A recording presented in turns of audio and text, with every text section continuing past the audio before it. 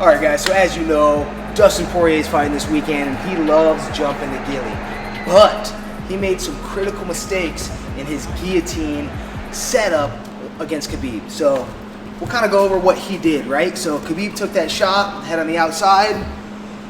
Dustin got the arm in guillotine. He felt like he, had a good bite, so he went to go jump the legs, but this leg wasn't able to get over. It was just this leg, right? So at this point, Khabib kind of took him down, and he jumped, and he was here, okay? So now, Khabib, what he did is he started stretching his, his neck up like this, right? So Dustin couldn't really get a crunch. And what Dustin was doing, he was kind of leaning back, trying to get the submission. And we know that his head needs to get crunched in to be able to get the submission. So what Dustin Poirier did wrong is he started stretching back like this. Now this might help him potentially get a sweep, because eventually he kind of went over to the side here, but Khabib just went back up, and then he was past both legs, and then he was able to get out. So what Dustin Poirier needed to do here is he needed to take a high bite here, get as tight as he possibly could.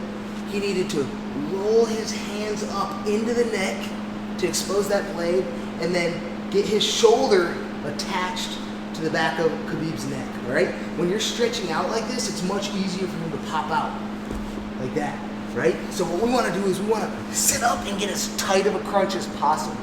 And then we're going to drive our elbow to our knee. So if you sit up for a second, I want to crunch in this way. And what I'm going to do is I'm forcing his head to crunch in over my forearm. So here, I sit up and I crunch in to get the tap.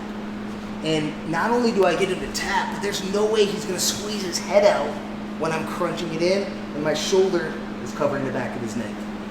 All right, there you guys have it. That is the breakdown of how Dustin Poirier could have gotten that guillotine to get finished. Another little detail that would have been ideal, and I think Dustin knew this, is if he could have gotten both legs around Khabib. If he would have jumped the guillotine and maybe got his legs separated a little bit and really jumped around, then you can lock up and really stretch this guy and crunch at the same time, and there's no getting out of that. So if he would have been able to get both legs around, he really would have gotten that submission.